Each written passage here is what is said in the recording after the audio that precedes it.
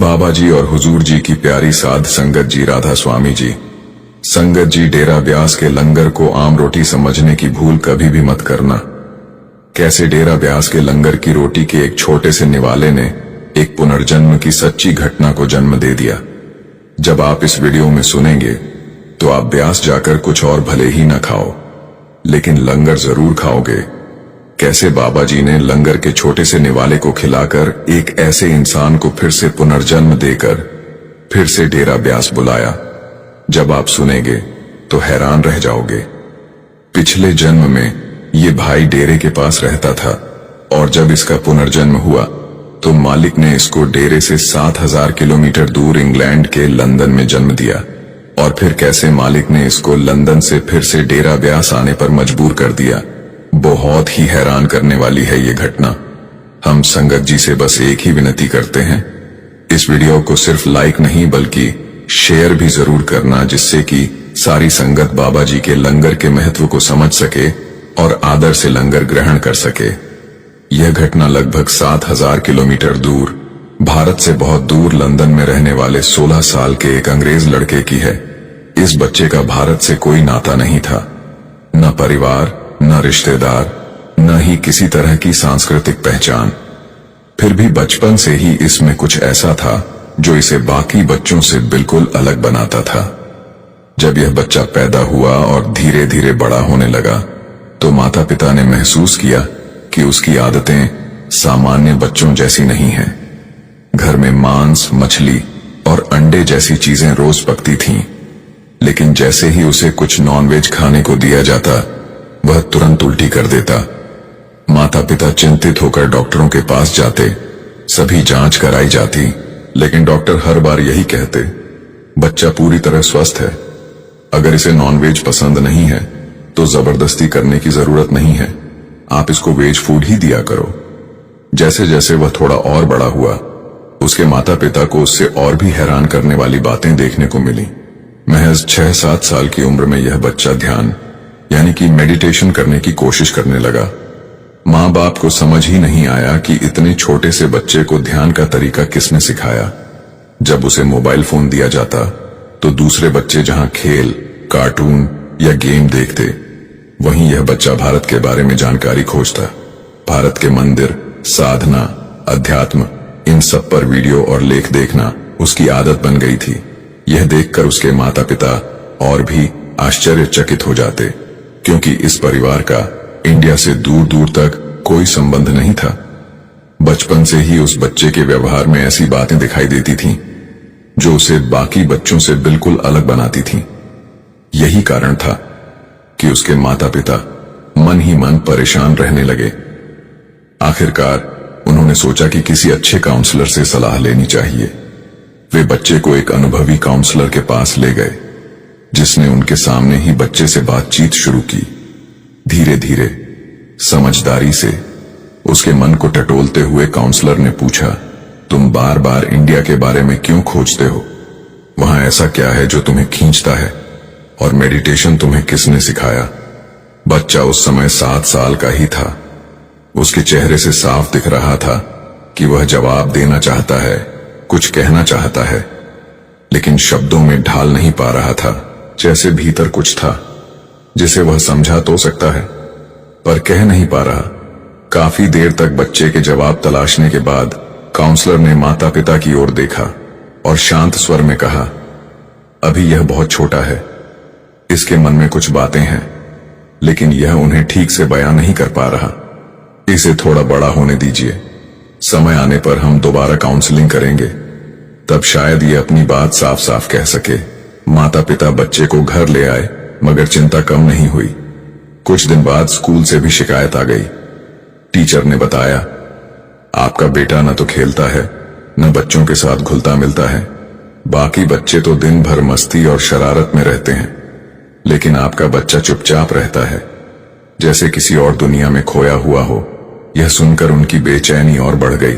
समय बीतता गया, बच्चा धीरे धीरे बड़ा हुआ और जब वह 16 साल का हो चुका था तब एक दिन एक अनोखी घटना घटी। टीवी पर किसी न्यूज चैनल में बाबा जी के सत्संग का प्रसारण दिखाया जा रहा था।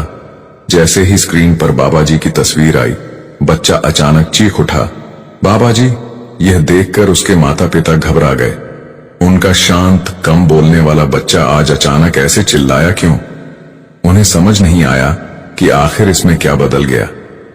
बहुत सोच विचार के बाद उन्होंने फिर फैसला लिया कि दोबारा काउंसलिंग करवाई जाए। इस बार वे काउंसलर के पास पहुंचे और पूरी बात बताई कि हमारा बेटा टीवी पर एक सरदार जी को देखकर अचानक चिल्लाने लगा। हमें समझ नहीं आ रहा कि ऐसा क्यों हुआ। शायद अब यह कुछ समझा पाए। डॉक्टर ने जब यह बात सुनी तो वह भी चौंक गया। उसे अच्छी तरह पता था कि इस परिवार का भारत में किसी से कोई संपर्क नहीं है, न कोई रिश्तेदार, न कोई दोस्त वहां रहता है। इसलिए उसने बहुत नरमी से बच्चे से सवाल जवाब शुरू किए। डॉक्टर ने पूछा, टीवी पर जो व्यक्ति था वह कौन था? बच्चे ने तुरंत जवाब दिया, वो बाबा जी थे। डॉक्टर ने फिर पूछा, बाबा जी कौन हैं? बच्चा सीधी, निश्चित आवाज में बोला, वो इंडिया में रहते हैं, मेरे घर के पास। डॉक्टर कुछ पल के लिए चुप रह गया। फिर उसने समझाते हुए कहा, लेकिन तुम्हारा घर तो लंदन में है ना? इस पर बच्चे ने बिना झिझक कहा, मेरा एक और घर भी है, इंडिया में। बात अब डॉक्टर की समझ से परे जाने लगी थी। उसने धीरे से पूछा, अगर हम तुम्हें इंडिया लेकर जाएं तो क्या तुम हमें वो घर दिखा पाओगे? बच्चे की आंखें चमक उठीं। वो उत्साह से बोला कि हां, बिल्कुल दिखाऊंगा। कुछ और सवाल पूछने के बाद डॉक्टर को दिल ही दिल में अंदाजा हो गया कि मामला साधारण नहीं है। डॉक्टर को शक हुआ कि कई बार ऐसे संकेत पिछले जन्मों से जुड़े होते हैं। हालांकि वह अभी तुरंत कोई निष्कर्ष नहीं निकालना चाहता था। बच्चे की उम्र कम थी और वह नहीं चाहता था कि कोई गलतफहमी पैदा हो। इसलिए उसने संयम से माता पिता से कहा, अगर संभव हो तो आप अपने बेटे को एक बार इंडिया ले जाइए। वहां जाकर देखें कि यह आपको कहां ले जाता है, किस जगह को पहचानता है, तब शायद चीजें साफ हो जाएं। बच्चा उनका इकलौता बेटा था, इसीलिए माता पिता डॉक्टर की सलाह को टाल नहीं सके। कुछ ही दिनों में तीनों ने इंडिया की उड़ान भर ली। जैसे ही वे एयरपोर्ट से बाहर निकले, बच्चे की चाल ढाल, नजरों और भावनाओं में बदलाव आने लगा।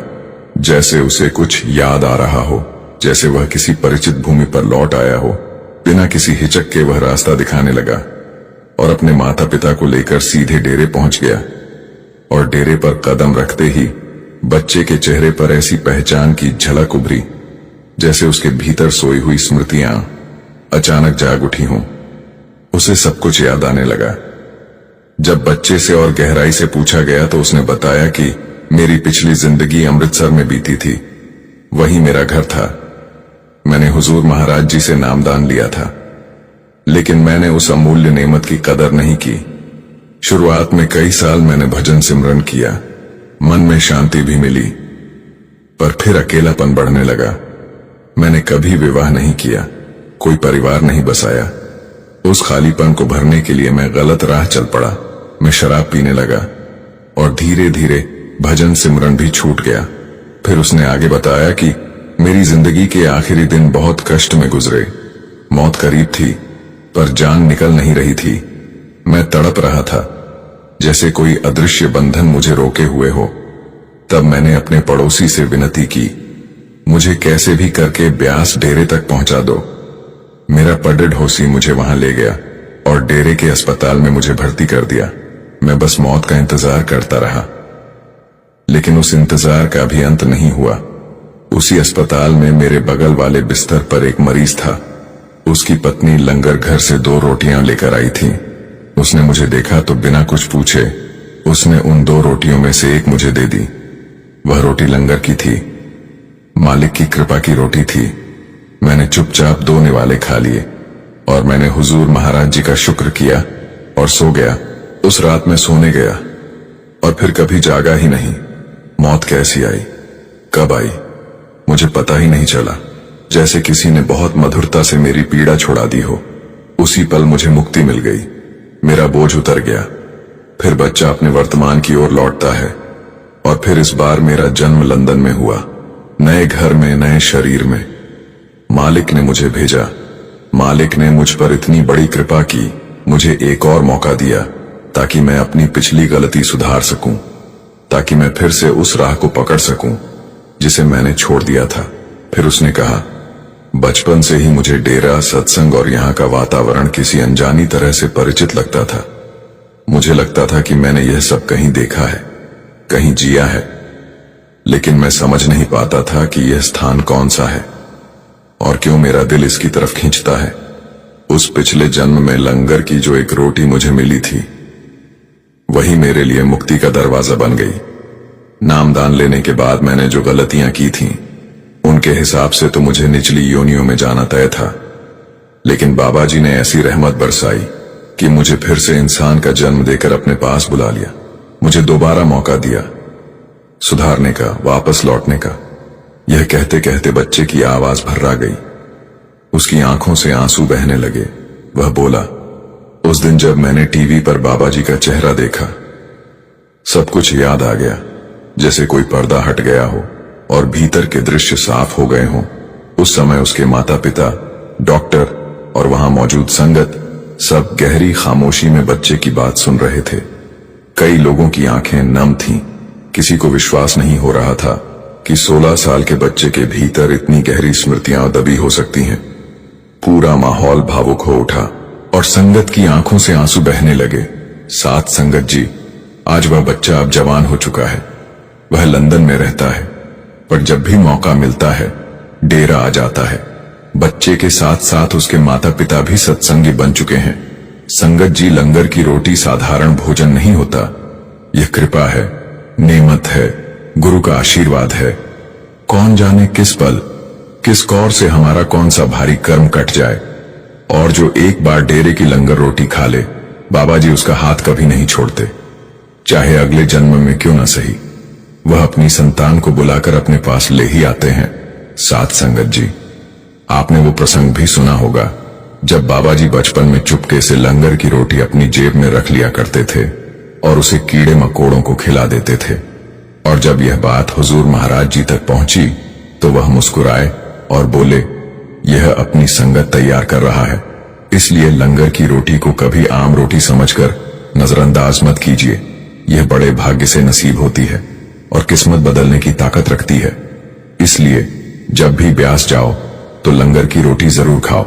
संगत जी, आइए अब आपको आपके अपने YouTube चैनल सदगुरु सेवा सिमरन पर एक नास्तिक सेठ की घटना सुनाते हैं, जिसकी जिंदगी बाबा जी ने एक रात में ही बदल कर रख दी थी। संगत जी एक बहुत अमीर सेठ था जो कि मुंबई शहर में रहा करता था। ये सेठ कारोबार की दुनिया में बड़ा नाम रखता था। धन, दौलत, शोहरत सब कुछ उसकी मुट्ठी में था। कारोबार फल फूल रहा था। घर में ऐश्वर्य की कोई कमी नहीं थी, लेकिन एक चीज की कमी हमेशा साफ दिखाई देती थी। वो था इस सेठ का मालिक पर विश्वास का ना होना। सेठ का मानना था कि इंसान की मेहनत और काबिलियत ही सब कुछ है। दुनिया में जो भी होता है इंसान खुद करता है। उसके अनुसार भगवान जैसा कोई तत्व होता ही नहीं। घर में बाकी लोग भक्ति भाव से भरपूर थे। सेठ की पत्नी और माँ रोज सत्संग सुनती। घर का माहौल एकदम सत्संगी था, लेकिन सेठ नास्तिक था। सेठ की पत्नी और माँ अक्सर सेठ को समझाने की कोशिश करती। कहती, बेटा, बिना मालिक की रजा के इस संसार में एक पत्ता भी नहीं हिलता। जो कुछ मिलता है उसकी कृपा से ही मिलता है। मगर सेठ हर बात को हंसी में टाल देता। उसके लिए यह सब कल्पनाएं थीं, अंधविश्वास था। उसकी बुजुर्ग मां अक्सर भाव भरे स्वर में कहा करती, एक दिन आएगा बेटा, जब वही मालिक खुद तुझे महसूस कराएगा कि सिर्फ वही सच है, और जब वह क्षण आएगा तेरी सोच पलट जाएगी। तू खुद मान जाएगा कि इंसानी ताकत की भी एक सीमा होती है। उधर सेठ का व्यापार रोज चढ़ता जा रहा था। दिन में इतना फायदा, रात में और ज्यादा प्रगति। हालात इतने बेहतर थे कि अगर कोई सच्चा भक्त भी उसकी जगह होता तो शायद सफलता के नशे में मालिक को याद करना भूल जाता। और सेठ तो वैसे भी नास्तिक था। उसे तो इस सब में दखल देने वाले किसी परमात्मा पर विश्वास ही नहीं था। एक दिन सेठ अपने ऑफिस में काम में डूबा बैठा था कि अचानक उसे बेचैनी महसूस होने लगी। तबीयत बिगड़ती देख उसने तुरंत अपने कर्मचारी को बुलाया और डॉक्टर से अपॉइंटमेंट लेने को कहा। समय बर्बाद किए बिना वह ऑफिस से निकलकर सीधे डॉक्टर के क्लिनिक पहुंच गया। डॉक्टर ने चेकअप किया, सारे टेस्ट करवाए और रिपोर्ट आने पर मुस्कुराते हुए कहा, आप बिल्कुल ठीक हैं, आपकी रिपोर्ट में कोई दिक्कत नहीं है। यह सुनकर सेठ के चेहरे पर थोड़ी राहत आई। उसने हल्की हंसी के साथ डॉक्टर से कहा, डॉक्टर साहब, पिछले 2 दिनों से बड़ी अजीब सी बेचैनी हो रही है, स्ट्रेस कम करने के लिए कुछ दवाई दे दीजिए। डॉक्टर ने तनाव कम करने की दवा लिख दी। सेठ ने दवाई ली और वहीं से घर लौट आया। रात का खाना खाया, दवा ली और अपने कमरे में सोने की कोशिश करने लगा, लेकिन मन ऐसा अशांत था कि नींद एक पल को भी पास नहीं फटकी। बेचैनी का आलम ऐसा कि बिस्तर पर लेटे लेटे समय कट ही नहीं रहा था। साथ संगत जी, बड़े कारोबारियों के लिए तनाव कोई नई बात नहीं होती, पर आज सेठ के मन का बोझ पिछले दिनों से कहीं अधिक था। दवा भी बेअसर लग रही थी। देखते ही देखते रात आधी गुजर गई। उसने घड़ी देखी, रात के 2 बज चुके थे। अब कमरे में घुटन सी होने लगी। वह उठकर घर के बगीचे में चला गया, शायद ताजी हवा से कुछ राहत मिल जाए, पर वहां भी मन को चैन नहीं मिला। उसके भीतर उठ रहा तूफान शांत ही नहीं हो रहा था। अंत में वह गाड़ी लेकर रात के सन्नाटे में शहर की सड़कों पर निकल पड़ा, बिना किसी मंजिल, बिना किसी दिशा के। कुछ देर बाद वह समुद्र किनारे पहुंचा। गाड़ी रोकी, दरवाजा खोला और बाहर उतर गया। उसने अपने जूते उतारे और रेत पर नंगे पांव चलने लगा।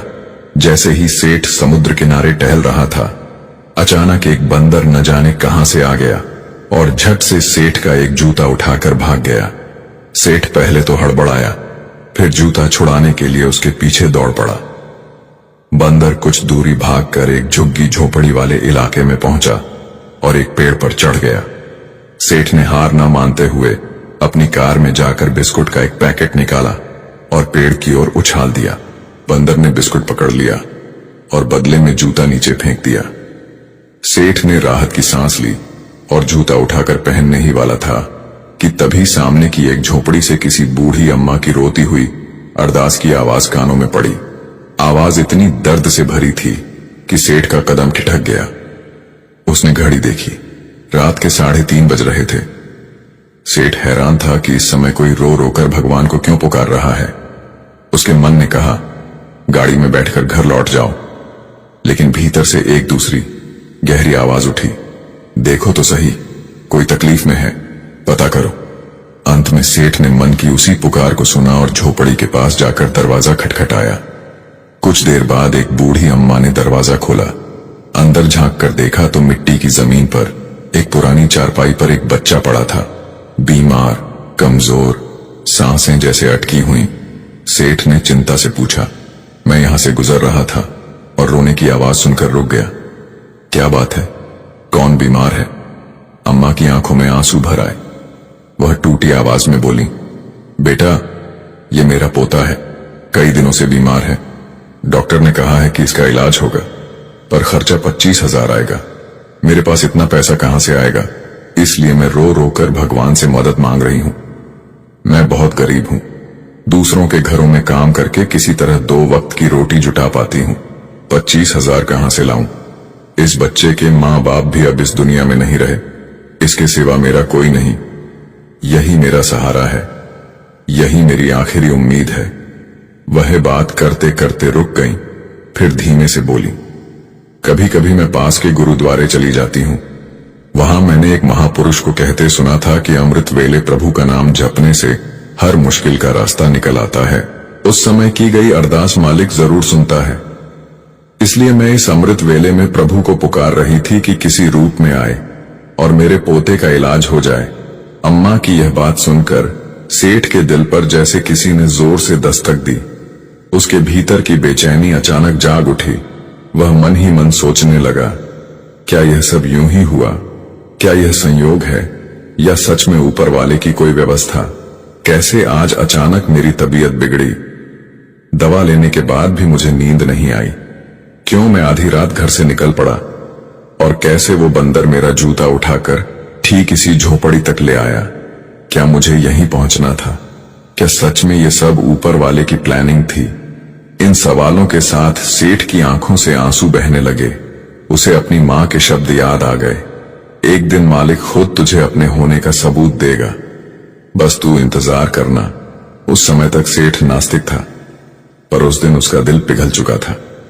उसकी आंखों से आस्था के आंसू गिर रहे थे और वर्षों से दिल में जमा अविश्वास ढह रहा था। भीतर दौड़ रही बेचैनी गायब होने लगी, मानो किसी ने उसके भीतर हाथ रखकर सारी अशांति मिटा दी हो। सेठ ने घड़ी देखी, सुबह होने में कुछ ही मिनट बाकी थे। अमृत वेला चल रहा था और उसी क्षण उसे समझ आ गया कि आज की पूरी रात उसकी बीमारी, उसकी बेचैनी, सड़कें, समंदर, बंदर, जूता और यह झोपड़ी, यह सब कोई बेमतलब सफर नहीं था, बल्कि उसे यहां तक पहुंचाने वाला वो मालिक ही है। सेठ ने फिर से घड़ी पर नजर डाली। सुबह के लगभग 4:45 बज चुके थे। उसी क्षण उसे एक दृढ़ निश्चय हुआ। उसने तुरंत मोबाइल उठाया और अस्पताल में फोन करके डॉक्टर से अभी के लिए अपॉइंटमेंट बुक करवा दी। इसके बाद वह झोपड़ी में लौटकर बच्चे को गोद में उठाया, अम्मा को साथ लिया और दोनों को अपनी कार में बिठाकर अस्पताल की ओर चल पड़ा। अस्पताल पहुंचकर सेठ ने डॉक्टर से साफ शब्दों में कहा, इस बच्चे के इलाज में जितना भी खर्च आएगा वह मैं उठाऊंगा। डॉक्टर ने इलाज शुरू कर दिया। उधर बुजुर्ग अम्मा की आंखों में अब डर की जगह विश्वास चमक रहा था। उन्हें वह महापुरुष याद आए जिन्होंने कहा था कि अमृत वेले की गई अरदास व्यर्थ नहीं जाती, वहां चमत्कार जरूर होते हैं। आज उन्होंने अपने सामने उस शब्द की सच्चाई देख ली थी। इलाज पूरा होने के बाद सेठ ने वहीं बात खत्म नहीं की। उसने अम्मा को अपने ऑफिस में काम दे दिया ताकि उनके जीवन का बोझ थोड़ा हल्का हो सके। बच्चे की पढ़ाई, खर्च और आगे की देखभाल सब खुद अपने जिम्मे ले ली, जैसे मानो उस रात की बेचैनी ने उसे नए जीवन की दिशा दिखा दी हो। साथ संगत जी, इसीलिए अमृत वेला सबसे श्रेष्ठ समय कहा गया है। उस घड़ी में मन शांत होता है, विचार कम होते हैं और अंतर भीतर से खाली सा हो जाता है। उस समय मालिक का नाम लेना, भजन सिमरन करना हमारी स्मृति को जल्दी जोड़ता है। जब साधक का मन इस शांत समय में मालिक से जुड़ जाता है तो उसकी पुकार भी सीधी मालिक तक पहुंचती है। इसीलिए सद्गुरु फरमाते हैं, अमृत वेले का भजन सिमर बाकी समय के मुकाबले कई गुना अधिक फल देता है। उस समय सुरति भीतर जल्दी जमने लगती है और अरदास ज्यादा असर करती है। संगत जी, आइए अब आपको आपके अपने YouTube चैनल सद्गुरु सेवा सिमरन पर एक ऐसी घटना सुनाते हैं जब बाबा जी ने अपने जूते एक साधु को पहनाए थे। जम्मू सत्संग से ठीक पहले की बात है। बाबा जी अपने ड्राइवर के साथ एक ऐसे इलाके की ओर जा रहे थे जहां हेलीकॉप्टर ले जाना संभव नहीं था। इसलिए वे कार से ही जंगल के बीचों बीच बने उस सुनसान रास्ते पर आगे बढ़ रहे थे। रास्ते में तेज धूप पड़ रही थी, माहौल वीरान सा था और दूर दूर तक कोई दिखाई नहीं दे रहा था। इसी दौरान बाबा जी की नजर एक साधु पर पड़ी जो नंगे पांव धूप में तपता हुआ अकेला उसी जंगल के रास्ते पर चल रहा था। बाबा जी ने तुरंत ड्राइवर से कहा, गाड़ी रोको, वो साधु धूप में अकेला चल रहा है, पैरों में चप्पल भी नहीं है, तुम उसके पास जाओ और उसे मेरे पास लेकर आओ।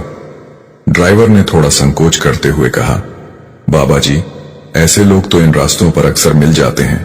इस पर बाबा जी ने नरमी से कहा, कोई बात नहीं, सिर्फ उसे बुलाकर लेकर आओ। ड्राइवर गाड़ी से उतरकर साधु के पास गया।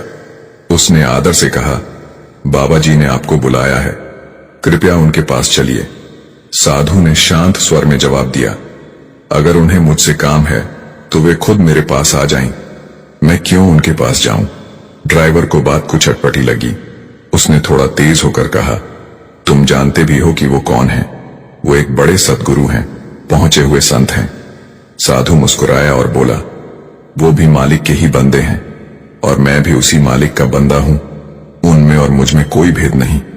जिसने हम दोनों को यहां भेजा है वही सबका मालिक है। अब ड्राइवर को वास्तव में गुस्सा आने लगा। वह बिना कुछ और कहे मुड़ गया और वापस कार में आकर बैठ गया। उसने बाबा जी से नाराजगी भरे स्वर में कहा, बाबा जी, वो साधु तो बहुत बदतमीज निकला। वह कह रहा था कि आपके और उसके बीच कोई फर्क नहीं है और अगर आपको उससे काम है तो आप खुद चले जाइए, वह हमारे साथ आने को तैयार ही नहीं। ड्राइवर की बात सुनकर बाबा जी हल्का सा मुस्कुराए। बाबा जी ने ड्राइवर से कहा, कोई बात नहीं, अगर वह मेरे पास नहीं आता तो मैं ही उसके पास चला जाता हूं। ड्राइवर ने अभी भी मन में खटास लिए कहा, जैसी आपकी इच्छा बाबा जी। लेकिन उसने बात करने का बहुत गलत तरीका अपनाया। बाबा जी ने बड़े स्नेह से उत्तर दिया, कोई बात नहीं, हर कोई अपनी समझ के अनुसार ही चलता है। इसके बाद बाबा जी कार से उतरे और साधु के पास जाकर रुके। उन्होंने नर्म स्वर में कहा, आप इस सुनसान जंगल में नंगे पांव चल रहे हैं, मेरी ये जूती पहन लीजिए, रास्ता आसान हो जाएगा।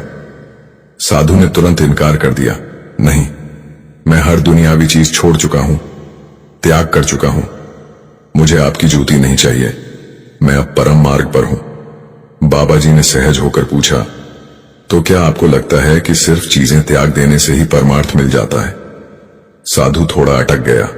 उसने कहा, मैं यह पूरी तरह नहीं जानता, लेकिन आपके ड्राइवर कह रहे थे कि आप पहुंचे हुए संत हो, तो आप ही बताइए, परमार्थ कैसे मिलता है? क्या कोई और रास्ता है? बाबा जी ने शांत मुस्कान के साथ उत्तर दिया, परमार्थ के रास्ते पर चलने के लिए दुनियावी चीजों से भागना जरूरी नहीं, और न ही जंगलों या पहाड़ों में अकेले भटकने की जरूरत है। परमार्थ बाहर नहीं, भीतर से मिलता है। जब हम मालिक का नाम जपते हैं, भजन सिमरण करते हैं, तो उसकी अनुभूति यहीं दिल के अंदर होती है। घर बार, परिवार, जिम्मेदारियां छोड़ना जरूरी नहीं। मालिक कभी किसी को रिश्तों से भागने को नहीं कहता। परमार्थ तो जीवन में रहते हुए, जिम्मेदारियों को निभाते हुए भी पाया जा सकता है। और एक बात याद रखो, मालिक आज तक किसी को जंगलों में नहीं मिला, क्योंकि वह बाहर नहीं, हर प्राणी के भीतर बैठा है। उसको खोजना है तो बाहर नहीं, अपने अंदर खोजो, यही सच्चा रास्ता है। बाबा जी की बातें सुनकर साधु के भीतर जैसे कोई पर्दा हटने लगा। उसकी आंखों में समझ और उत्सुकता दोनों साफ दिखाई दे रही थीं। वह हाथ जोड़कर बाबा जी से कहने लगा, महाराज, अगर आप सच में वो राह जानते हैं तो मुझे भी वह युक्ति बताइए, वह तरीका बता दीजिए जिससे परमार्थ मिल सके, जिससे मैं सच्चे ज्ञान तक पहुंच सकूं। मैं भी मालिक को पाना चाहता हूं। बाबा जी ने शांत स्वर में कहा, यह राह आसान नहीं, यह यात्रा भीतर की है, और भीतर उतरना सबसे कठिन काम है। साधु ने विनम्रता से उत्तर दिया, मैं इतने सालों से इसी कठिनाई से जूझ रहा हूं। जंगलों में भटका, एकांत में रहा, मन को साधने की कोशिश की, पर मैं सफल नहीं हो पाया। कृपया मुझे वह उपाय बता दीजिए। बाबा जी ने कहा, इस मार्ग को समझने के लिए अंतर्ध्यान होना पड़ता है। आंखें बंद कर संसार से नहीं, खुद से मिलना सीखना पड़ता है, तभी रास्ता खुलता है। साधु ने उम्मीद से पूछा, तो आप मुझे वह युक्ति कब बताएंगे? मैं कब मालिक से मिलने की दिशा पा सकूंगा? बाबा जी ने उत्तर दिया, जब इच्छा सच्ची हो तो राह सामने आ ही जाती है। तुम डेरे आना, वहीं सब बताया जाएगा। साधु ने दृढ़ स्वर में कहा, मैं जरूर आऊंगा। उसके बाद बाबा जी वहां से आगे बढ़ गए। कुछ दिन बीत गए, फिर एक सुबह वहीं साधु डेरे पहुंच गया। अंदर जाने के बाद उसने सेवादारों से कहा, मैं बाबा जी से मिलने आया हूं, उन्होंने ही मुझे बुलाया था। सेवादारों ने एक दूसरे की ओर देखा और मुस्कुराए। वे पहले से जानते थे, बाबा जी ने पहले ही सूचना दे रखी थी, आज एक साधु आएगा, उसे मेरे पास ले आना। जैसे ही साधु बाबा जी से मिला तो साधु की आंखों से आंसू बहने लगे। फिर बाबा जी ने साधु से कहा कि आप हमारे मेहमान हो, आप कुछ दिन डेरे में बिताओ, फिर मैं आपको वो युक्ति बताऊंगा जिससे मालिक को पाया जा सकता है। बाबा जी से मिलने के बाद साधु कई दिनों तक डेरे में ही ठहरे रहे। इस दौरान उन्होंने सत्संग सुना, सेवा में हाथ बटाया और भीतर की गहराई को समझने की कोशिश की। कुछ समय बीतने पर जिस दिन उपयुक्त समझा गया, बाबा जी ने उन्हें नामदान की कृपा बख्श दी। नामदान प्राप्त करने के बाद साधु भावुक हो गए और बोले, बाबा जी, मैं इतने वर्षों तक जंगलों में भटकता रहा, अकेला, अनजान। अगर मुझे पहले ही आप मिल जाते तो आज मेरी अवस्था कुछ और होती। मैंने बहुत समय यूं ही खो दिया। बाबा जी ने कोमल स्वर में समझाया, बेटा, संसार में हर काम अपने समय से होता है। हम इंसान जल्दी में होते हैं, पर मालिक नहीं। जब तक समय नहीं आता राह नहीं खुलती, और जब समय आ जाए तब कोई रोक भी नहीं सकता। इसलिए न जल्दी करो न शिकायत। मालिक से कुछ मांगने की भी जरूरत नहीं, क्योंकि जो तुम्हारे हिस्से में है वह तुम्हें अपने समय पर खुद मिलेगा। फिर बाबा जी ने आगे कहा, हम सोचते हैं कि हमें अभी मिल जाना चाहिए, अभी समझ आ जानी चाहिए, लेकिन जो काम जिस घड़ी में लिखा है उससे पहले नहीं होता। इसीलिए धैर्य रखो, भक्ति करो, बाकी सब समय पर हो जाएगा। साधु ने आंखों में कृतज्ञता के साथ सिर झुका दिया। उस दिन के बाद से उन्होंने डेरे में रहना शुरू कर दिया, सेवा करने लगे, भजन सिमरन में मन लगता गया और जीवन की सारी भटकन धीरे धीरे मिट गई। संगत जी, ये कुछ सवाल जवाब है जो हमें अच्छे लगे तो आपके साथ भी शेयर कर रहे हैं। एक लड़की बाबा जी से पूछने लगी, बाबा जी, असली सफल इंसान किसे कहते हैं? बाबा जी ने मुस्कुराकर समझाया, बेटा, सफल वही है जिसे मन की शांति मिल गई हो। सिर्फ पैसा, कारोबार या बड़ी शोहरत हासिल कर लेना सफलता नहीं है। अगर मन शांत है, 2 रोटी दाल खाकर भी रहने वाला सफल है। और अगर मन हर पल चिंता, तनाव और कमाने की दौड़ में फंसा रहे तो ऐसी सफलता का क्या फायदा? आखिर खानी तो रोटी ही है। फिर एक भाई ने सवाल किया, बाबा जी, कर्म और समय में क्या फर्क है? बाबा जी ने बड़े सरल अंदाज में समझाया, बेटा, समय वो है जिसे मालिक ने तय कर दिया है, उसे हम अपने बल पर बदल नहीं सकते, पर अपने कर्म बदलना हमारे हाथ में है। अगर कर्म अच्छे हों, नेक हों, तो मालिक अपने आप हमारा समय भी बेहतर कर देता है। इसीलिए कर्म सुधारो, समय खुद सुधर जाएगा। फिर एक और भाई ने कहा, बाबा जी, पहले जब मैं सिमरन करता था तो कभी आपका चेहरा दिखाई देता था, कभी हुजूर महाराज जी का, पर पिछले 3 महीनों से अब ऐसा नहीं होता। क्या मेरे भजन सिमरन में कोई कमी आ गई है? बाबा जी ने धैर्य से समझाया, बेटा, भक्ति परखने की चीज नहीं, परख में पड़ना ही सूरज चढ़ने नहीं देता। जब हम हर बार नतीजा देखने की कोशिश करते हैं कि कुछ अनुभव हुआ या नहीं, तब मन बढ़ जाता है, हमारा ध्यान टिक नहीं पाता। इसलिए परख मत करो, तुलना मत करो, बस नियमित भजन सिमरन करते रहो। काम अनुभव का नहीं, जुड़ाव का है। बाबा जी आगे बोले, ध्यान अनुभव पर नहीं, अभ्यास पर रखो। जब मन सच्चे भाव से लगेगा तो मालिक खुद खींच लेगा। परख में पड़ोगे तो रुक जाओगे। फिर एक बीवी ने हाथ जोड़कर पूछा, बाबा जी, अगर हम किसी रिश्तेदार के घर जाएं और वहां रोटी या कुछ भी खा लें तो क्या उससे भी कर्म बनते हैं? बाबा जी ने मुस्कुराते हुए समझाया, बेटा, समाज में रहते हैं तो रिश्ते निभाना भी जरूरी है। किसी के घर जाना, उनका खिलाना, हमारे घर आना और हमारा खिलाना, ये सामाजिक रिवाज है। इसमें इतना सोचना नहीं चाहिए। रिश्ते निभाने से कर्म नहीं उलझते, नियत गलत हो तो कर्म उलझते हैं। फिर एक लड़की भावुक होकर बोली, बाबा जी, जब मैं छोटी थी मेरे पिताजी सड़क पार करवाते समय मेरी उंगली पकड़कर ले जाते थे। मेरी विनती है, आप भी मुझे इसी तरह इस भवसागर से पार करवा देना। बाबा जी हंस पड़े और बोले, बेटा, अगर इतनी बड़ी संगत की उंगली मैं पकड़कर चलूंगा तो मेरी उंगलियों का क्या हाल हो जाएगा? यह सुनकर सारी संगत ठहाकों से भर उठी। फिर बाबा जी ने समझाया, मालिक ने पहले से ही सबकी उंगली पकड़ रखी है, हम खुद ही बीच बीच में उसका हाथ छुड़ा देते हैं। तुम बस भजन सिमरन में लगो, मालिक साथ ही है, कहीं दूर नहीं। फिर इसी बहन ने कहा, बाबा जी, आप हमसे कभी दूर मत होना। बाबा जी ने बड़ी नरमी से कहा, बेटा, लफ्जों में तो हम कई बार कह चुके हैं, जिस दिन कर्मों में दिखा दिया उस दिन ऐसे बोलने की जरूरत ही नहीं रहेगी। मालिक हमेशा साथ है। जैसे माँ बाप अपने बच्चों को नहीं छोड़ते, वैसे ही मालिक अपनी संतान का साथ नहीं छोड़ता। अब आपको भी शब्दों में नहीं, करनी में यह दिखाना है। फिर एक भाई बोला, बाबा जी, मेरा मन जरा सी बात पर घबरा जाता है। बाबा जी ने समझाया, क्योंकि मन हमारे बस में नहीं। जब हम मालिक की रजा में जीना शुरू कर देंगे, जो हो रहा है उसे उसी का हुक्म मान लेंगे, तो घबराहट अपने आप कम हो जाएगी। हमें काम सिर्फ भजन सिमरन का है, बाकी मालिक का भरोसा रखना है। फिर एक भाई ने पूछा, बाबा जी, अपनी रूहानी कमाई की रक्षा कैसे करें? भजन सिमरन की हिफाजत कैसे हो? बाबा जी ने बड़े साफ शब्दों में कहा, अच्छी संगत रखो। उन लोगों के साथ रहो जो परमार्थ की राह पर चलते हैं। गलत राह, गलत संगत, गलत वातावरण, यही रूहानी कमाई को खोखला कर देते हैं। इसीलिए जहां भलाई है, जहां सच्चाई है, जहां मालिक की महक है, वहीं जाओ। फिर एक बहन ने पूछा, बाबा जी, क्या इंटरकास्ट मैरिज करना ठीक है? क्या यह गलत माना जाता है? बाबा जी ने बहुत शांति से समझाया, बेटा, जात पात कभी भी इंसान की ऊंच नीच मापने के लिए नहीं बनाई गई थी। पहले के समय में ये वर्गीकरण काम और जिम्मेदारियों के आधार पर हुआ था।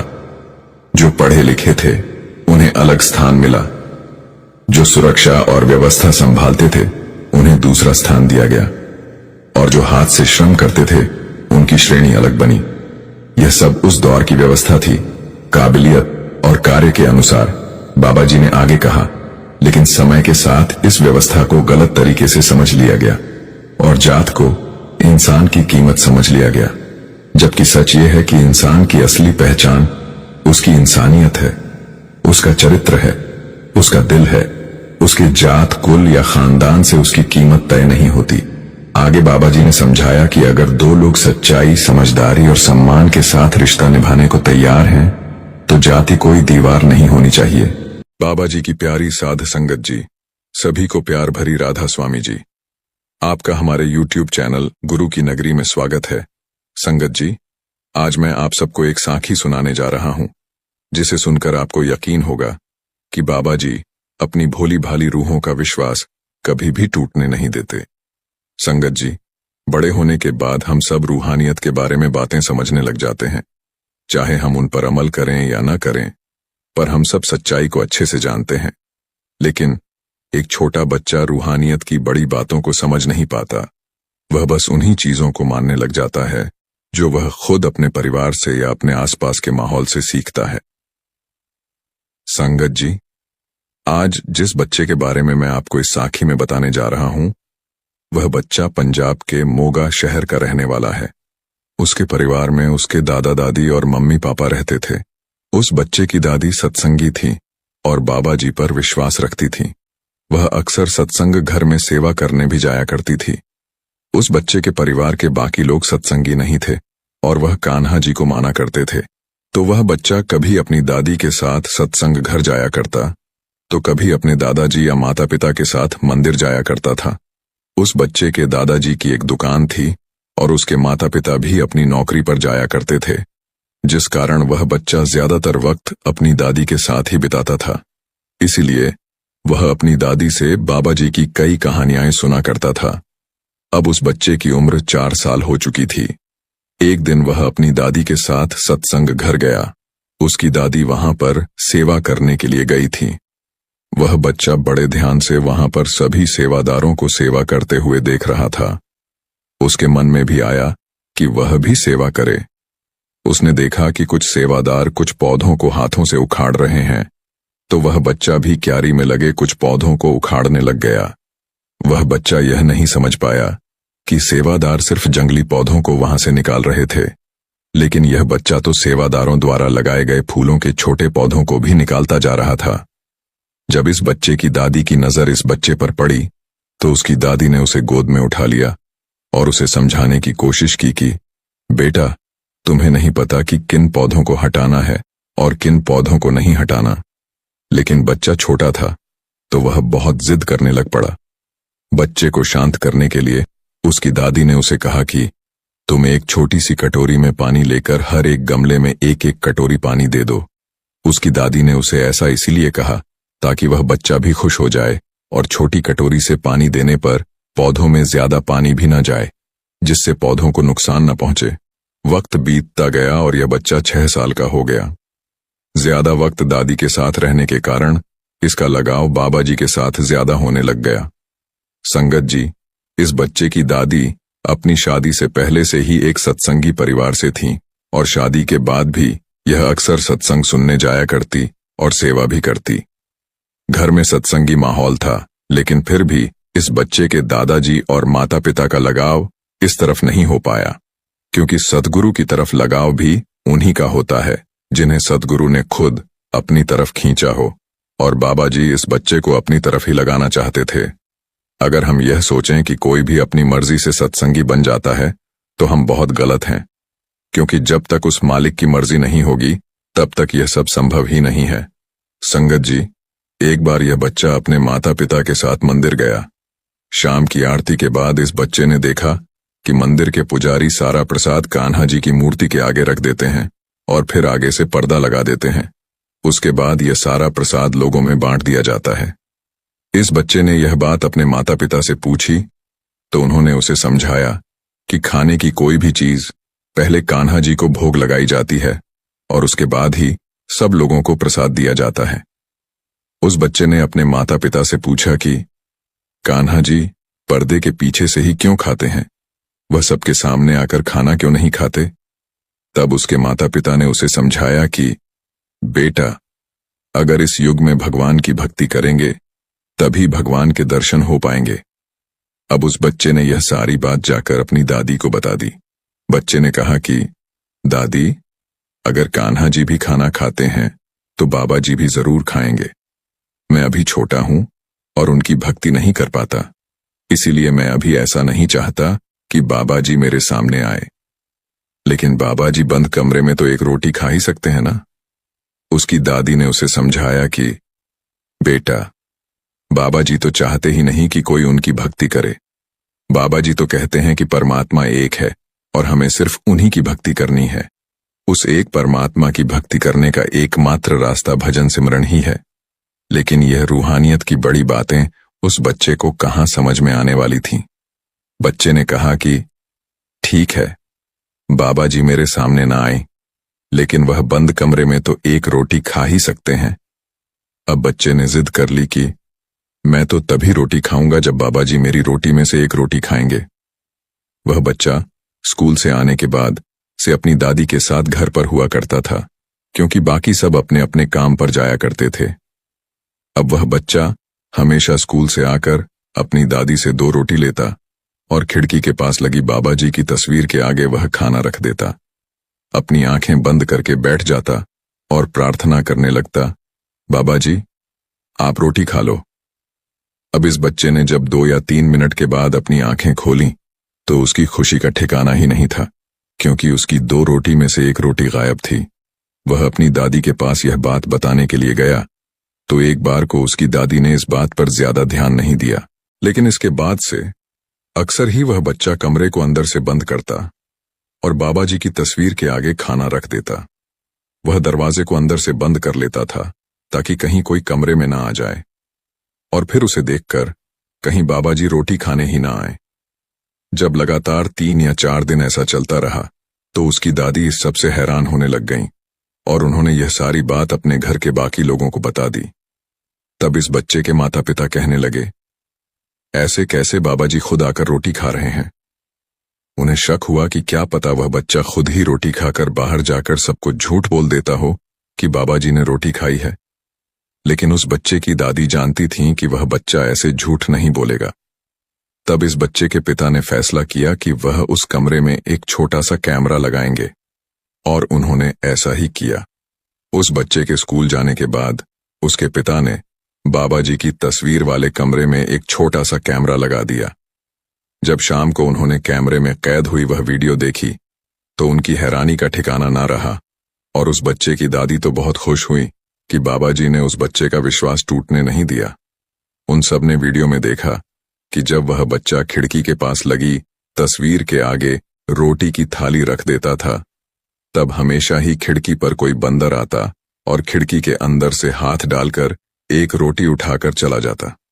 इस बच्चे को ऐसा लगता कि जैसे बाबा जी ने एक रोटी खा ली हो। इस बच्चे के पिता ने इस बात को पक्का करने के लिए कि हमेशा ही बंदर आकर रोटी खाता है 3 से 4 दिन, और वह कैमरा वहीं लगाकर रखा। वह सब देखकर हैरान हो गए कि जैसे ही वह बच्चा उस थाली को खिड़की के पास रखता था, उसी वक्त वह बंदर कहीं से आकर एक रोटी ले जाया करता था। यह सब देखकर उस बच्चे की दादी की आंखों में आंसू आ गए। वह समझ गईं कि बाबा जी ऐसा इसलिए कर रहे हैं ताकि उस बच्चे का विश्वास बाबा जी पर और ज्यादा दृढ़ होता जाए। इस परिवार ने फैसला किया कि वह उस बच्चे को कभी भी नहीं बताएंगे कि उसकी रोटी एक बंदर उठाकर जाया करता है, क्योंकि यह तो वह सब भी जानते थे कि जिस जगह वह रहते हैं वहां दूर दूर तक बंदरों का नामो निशान नहीं है। लेकिन न जाने जब वह बच्चा आंखें बंद करके उस कमरे में बैठता था और बाबा जी की तस्वीर के आगे रोटी की प्लेट रखता था, तब वह बंदर कहां से आ जाता था। उस बच्चे के परिवार वाले उस बच्चे का विश्वास टूटने नहीं देना चाहते थे। संगत जी, उस मालिक ने जिसे अपनी तरफ खींचना होता है वह किसी न किसी तरीके से उसे अपना बना ही लेता है। बचपन में वह बच्चा रूहानियत की बड़ी बड़ी बातें नहीं समझ पाएगा, लेकिन जब वह बड़ा होगा तब तक उसका विश्वास इतना दृढ़ हो चुका होगा कि वह बड़ी से बड़ी मुश्किलों में भी कभी नहीं डगमगाएगा। और हमारे बाबा जी तो अटूट विश्वास रखने वाले रूहों का विश्वास कभी टूटने ही नहीं देते। हमें जरूरत है बस उन पर विश्वास रखने की। लेकिन हम छोटी सी मुसीबत आने पर ही घबरा जाते हैं और हमारा विश्वास डगमगाने लगता है। संगत जी, अगर हम भी एक छोटे से बच्चे की तरह उस मालिक पर अटूट विश्वास रखें तो वह मालिक हमें कभी भी निराश नहीं होने देगा। साध संगत जी, आज की साखी बड़ी विशेष और ज्ञानवर्धक है। उम्मीद करता हूं आप इसे पूरा सुनेंगे। साध संगत जी, धर्म के प्रति निष्ठा ही जीवन की वास्तविक सफलता और सुख का मार्ग है। धर्म का पालन करने वाला व्यक्ति चाहे किसी भी परिस्थिति में क्यों ना हो, वह कभी पराजित नहीं होता। धर्म से व्यक्ति न केवल भौतिक सफलता प्राप्त करता है बल्कि जीवन की गहराई और सत्य को भी समझता है। धर्म के बिना जीवन अधूरा है, लेकिन धर्म के साथ व्यक्ति हर चुनौती को पार कर सकता है। आज की इस वीडियो में हम जानेंगे कि सबसे बड़ा धर्म क्या है। संगत जी, एक समय की बात है, गांव में सुदेव नाम का एक आदमी रहता था। उसे जब भी कोई समस्या होती तो उसका समाधान के लिए महात्मा के पास चला जाता और महात्मा उस समस्या का समाधान बताते और सुदेव खुशी खुशी घर लौट आता। एक बार की बात है, सुदेव के मन में एक प्रश्न आता है कि माता पिता की सेवा करने वाले मनुष्य को कौन सा पुण्य मिलता है, और जो लोग अपने माता पिता का अनादर करते हैं, उनके साथ दुर्व्यवहार करते हैं, उन्हें कौन सा दंड मिलता है। मुझे इस प्रश्न का उत्तर जानने के लिए संत महात्मा के पास जाना चाहिए। यही सोचकर सुदेव उस महात्मा से मिलने के लिए आश्रम जाता है। आश्रम में महात्मा पेड़ के नीचे ध्यान कर रहे थे। सुदेव को आता हुआ देखकर महात्मा जी अत्यंत प्रसन्न हो जाते हैं और सुदेव से कहते हैं, पधारिए, आज किस प्रयोजन से हमारे आश्रम में आपका आगमन हुआ है। अवश्य ही किसी महत्वपूर्ण कार्य से आए होंगे आप। तब सुदेव कहते हैं, देवर्षि महाराज, आपको मेरा प्रणाम है। आज मैं कोई कार्य से नहीं आया हूं, किंतु आपके पास मैं एक शंका लेकर आया हूं। कृपया आप मेरी इस शंका का समाधान कीजिए। महात्मा कहते हैं, हे भंते, आपके मन में जो भी शंका हो निसंकोच होकर पूछ लीजिए। मैं अवश्य ही आपकी शंका का समाधान करने का प्रयास करूंगा। सुदेव कहता है, हे महात्मा, आज मैं आपके पास यह जानने के लिए आया हूं कि माता पिता की सेवा करने वाले मनुष्य को कौन सा पुण्य मिलता है, और जो लोग अपने माता पिता का अनादर करते हैं, उनके साथ दुर्व्यवहार करते हैं, उन्हें कौन सा दंड मिलता है। महात्मा कहते हैं, भंते, आज आपने अत्यंत महत्वपूर्ण प्रश्न किया है। इसमें समस्त मानव जाति का कल्याण छिपा हुआ है। मैं आपको माता पिता की सेवा का महत्व सुनाता हूं, इसे आप ध्यान से सुनिए। उसके पश्चात मैं आपको एक प्राचीन कथा सुनाऊंगा, जिसे सुनकर आपकी सारी शंकाएं दूर हो जाएंगी। भंते, माता पिता धर्म हैं, पिता स्वर्ग हैं और पिता ही सर्वोत्कृष्ट तपस्या है। पिता के प्रसन्न हो जाने पर संपूर्ण देवता प्रसन्न हो जाते हैं। जिस पुत्र की सेवा से माता पिता संतुष्ट रहते हैं, उस पुत्र को प्रतिदिन गंगा स्नान का पुण्य फल मिलता है। हे भंते, माता सर्वतीर्थ के समान है और पिता संपूर्ण देवताओं का स्वरूप है। इसीलिए मनुष्य को सदैव ही माता पिता का पूजन करना चाहिए। जो पुत्र माता पिता की सेवा करता है, उसके द्वारा पृथ्वी की परिक्रमा पूर्ण हो जाती है। माता पिता को प्रणाम करते जिस समय मनुष्य के हाथ, घुटने और मस्तक पृथ्वी को स्पर्श करते हैं, वह अक्षय स्वर्ग को प्राप्त करता है। जब तक माता पिता के चरणों की धूल पुत्र के मस्तक और शरीर में लगती रहती है, तभी तक वह शुद्ध रहता है। उसके समस्त पाप नष्ट हो जाते हैं। अपने माता पिता की सेवा से संतान के करोड़ों जन्मों के पाप नष्ट होते हैं, किंतु जो नीच पुरुष माता पिता की आज्ञा का उल्लंघन करता है, उन पर अत्याचार करता है, वह प्रलय के अंत तक नरक में निवास करता है। जो पापी पुत्र अपने वृद्ध, रोगी, अंधे और बहरे माता पिता को त्याग कर चला जाता है, वह नरक में गिराया जाता है। माता पिता का पालन पोषण न करने से समस्त पुण्य का नाश होता है। माता पिता की सेवा न करके यदि पुत्र तीर्थ और देवताओं का भी पूजन करें तो भी उसे फल नहीं मिलता। हे भंते, माता पिता की सेवा के संदर्भ में एक प्राचीन इतिहास कहा जाता है, जो मैं आपको सुनाता हूं। जो भी इस प्राचीन कथा का श्रवण करता है, उसके जन्मों के कोटि कोटि पाप नष्ट होते हैं। इसीलिए आप इस कथा को ध्यान से पूरा जरूर सुनिए। सुदेव कहता है, हे महात्मा, मैं इस कथा को पूरा अवश्य सुनूंगा। कृपया आप मुझे वह कथा अवश्य सुनाइए। अब महात्मा सुदेव को वह महान कथा सुनाने लगते हैं। भंते, पूर्व काल की बात। मध्य देश में एक अत्यंत शोभायमान नगरी थी। उस नगरी में पुरुषोत्तम दास नाम का प्रसिद्ध एक ब्राह्मण रहता था। वह अपने माता पिता का अनादर करके उन्हें अकेला छोड़कर तीर्थ स्थान के लिए निकल पड़ता है। उस ब्राह्मण में चमत्कारिक ज्ञान और अद्भुत शक्ति थी। जब भी वह तीर्थ में स्नान करके बाहर निकलता तो उसके वस्त्र आकाश में ही सूखते थे, और इस अद्भुत शक्ति पर उसके मन में बड़ा अहंकार हो गया था। वह समझने लगा था कि मेरे समान पुण्यात्मा और महायशस्वी दूसरा कोई नहीं है। फिर एक दिन वह स्नान करके ऊपर की ओर देखते हुए चल रहा था। उसके वस्त्र भी आकाश में सूख रहे थे। इतने में ही एक बगुला आकाश में उड़ता हुआ जा रहा था और ब्राह्मण के कपड़े भी आकाश में सूख रहे थे। तभी वह बगुला ब्राह्मण के वस्त्र से टकरा गया और वस्त्र नीचे जमीन पर कीचड़ में गिर गए। यह देखकर उस ब्राह्मण को बड़ा क्रोध आ गया और उसने उस बगुले को भस्म होने का श्राप दे दिया। श्राप के प्रभाव से वह बगुला मरकर जमीन पर आकर गिर पड़ा। उस बगुले की मृत्यु होते ही उस पुरुषोत्तम दास के भीतर अहंकार ने प्रवेश कर लिया। उस ब्राह्मण को अपनी शक्ति पर बड़ा घमंड हो गया और फिर उसी पाप के कारण ब्राह्मण के वस्त्र जो आकाश में उड़ रहे थे, अब उसके वस्त्र आकाश में नहीं ठहरते थे। अपनी शक्ति को खोकर उस ब्राह्मण को बड़ा दुख हुआ और वह शोक करने लगा। तब अचानक से आकाश से एक आकाशवाणी सुनाई दी, हे ब्राह्मण, अब तुम परम धर्मात्मा मुख चांडाल के पास जाओ। वहां पर जाने से तुम्हें धर्म का ज्ञान होगा।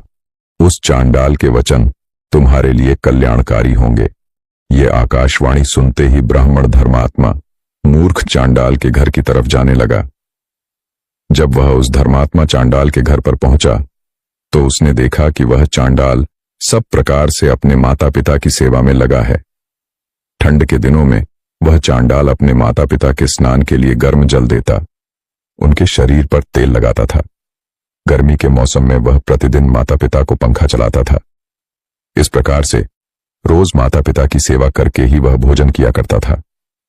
इन्हीं पुण्य कर्मों के कारण उस चांडाल का घर आकाश में तैरता था।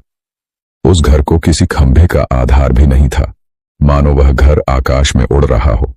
साक्षात विधाता ब्राह्मण का वेश धारण करके उस चांडाल के घर में विचरण कर रहे थे, जिससे उस चांडाल के घर की शोभा बढ़ रही थी। यह सब विचित्र प्रकार का दृश्य देखकर उस पुरुषोत्तम दास ब्राह्मण को बड़ा विस्मय हुआ।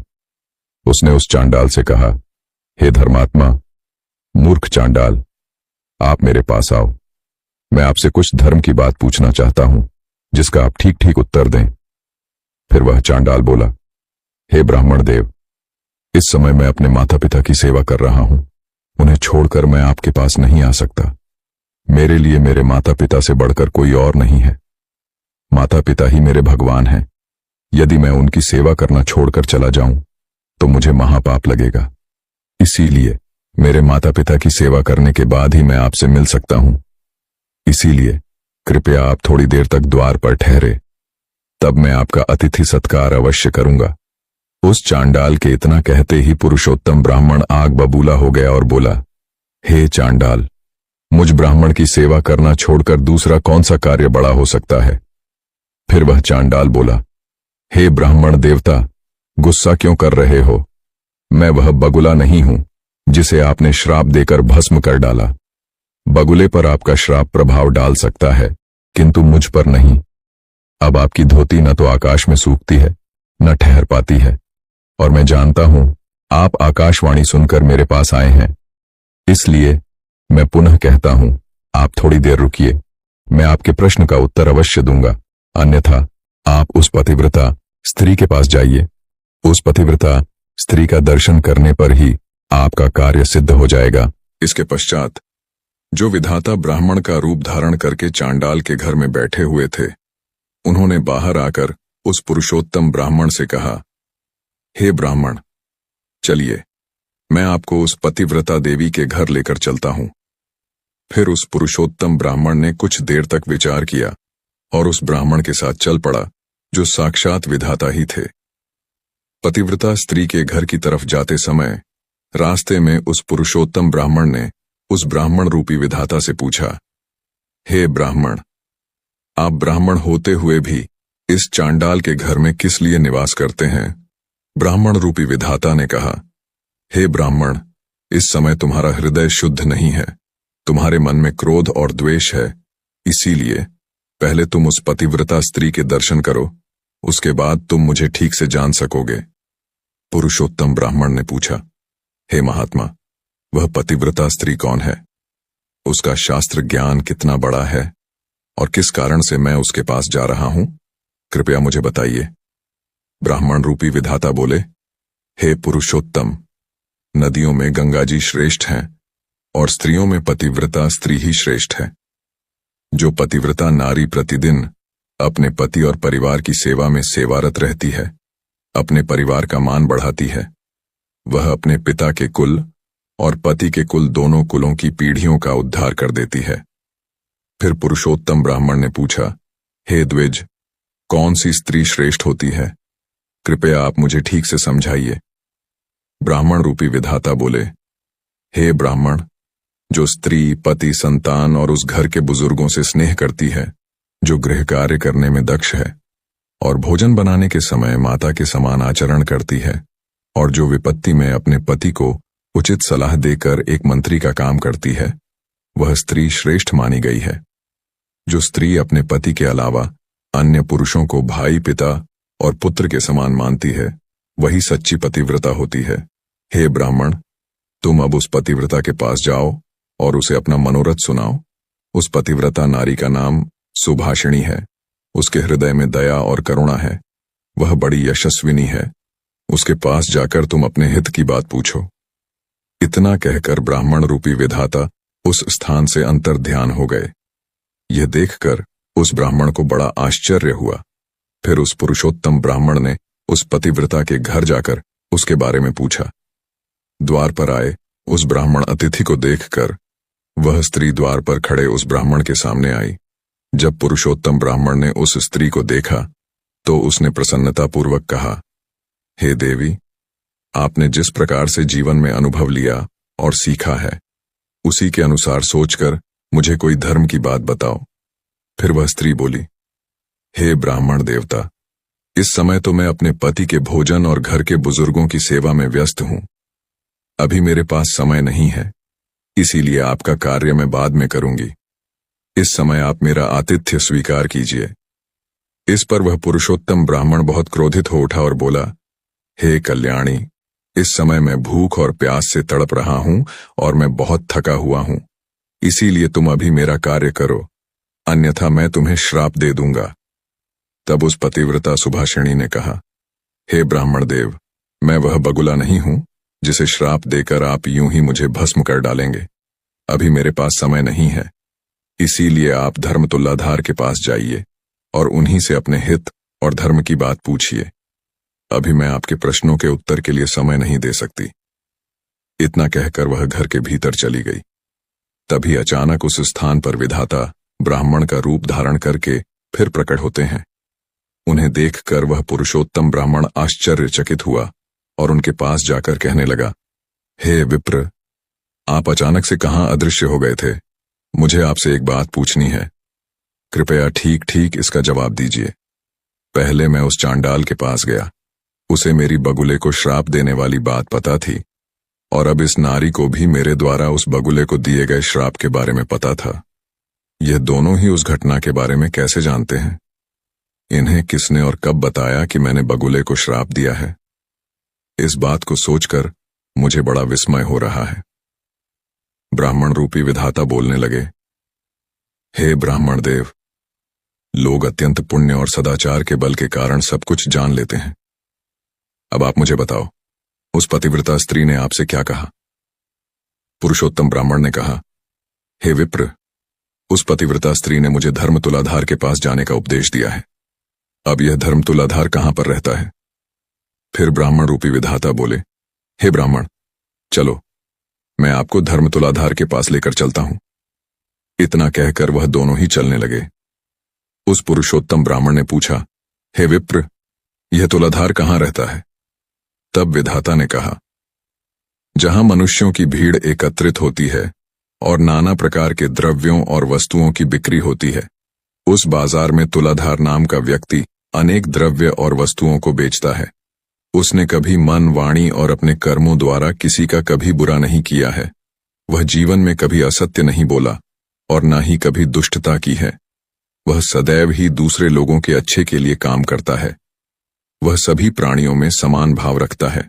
वह प्राण भी दांव पर लग जाए तो भी कभी झूठ नहीं बोलता, इसीलिए उसे धर्म तुलाधार कहा जाता है। फिर वह दोनों ही उस धर्म तुलाधार के यहां पहुंच जाते हैं। पुरुषोत्तम ब्राह्मण ने उस तुलाधार को देखा जो नाना प्रकार की वस्तुओं को बेच रहा था। वह अन्य लोगों से वस्तुओं के संबंध में बातें कर रहा था। बहुत से स्त्री और पुरुष चारों ओर से उसे घेर कर खड़े थे। उस पुरुषोत्तम ब्राह्मण को वहां पर खड़ा हुआ देखकर उस तुलाधार ने मधुर वाणी में पूछा, हे ब्राह्मण, आज यहां पर आपका कैसे आगमन हुआ है? पुरुषोत्तम ब्राह्मण ने कहा, हे तुलाधार, मुझे आपसे धर्म का उपदेश सुनना है। इसीलिए धर्म का उपदेश सुनने के लिए मैं तुम्हारे पास आया हूं। वह तुलाधार बोला, हे देवर्षि, जब तक मेरे पास ये लोग रहेंगे तब तक मैं निश्चिंत नहीं हो सकूंगा। इसीलिए अभी आपसे बात करने के लिए मेरे पास समय नहीं है। आपसे मेरा यही अनुरोध है कि आप अब धर्म करके पास जाइए। वही आपको समझाएगा कि आपके द्वारा उस बगुले को श्राप देने से आपको कौन सा दोष है और किस कारण से आपकी धोती अब आकाश में नहीं सूखती है। इन सभी प्रश्नों का उत्तर आपको वही धर्म आकर ही दे सकता है। आप उसी के पास जाइए। उसी के उपदेश से आपकी कामना सफल हो पाएगी। इतना कहकर वह तुलाधार खरीदी वस्तु में लग गया। फिर उस पुरुषोत्तम ब्राह्मण ने ब्राह्मण रूपधारी विधाता से पूछा, हे मुनिवर, इस तुलाधार को भी मेरे बारे में पता है और अब उसने मुझे धर्म करके पास जाने का उपदेश दिया है। ब्राह्मण रूपी विधाता ने कहा, हे ब्राह्मण, चलो, मैं तुम्हें उस धर्म करके घर की तरफ लेकर चलता हूं।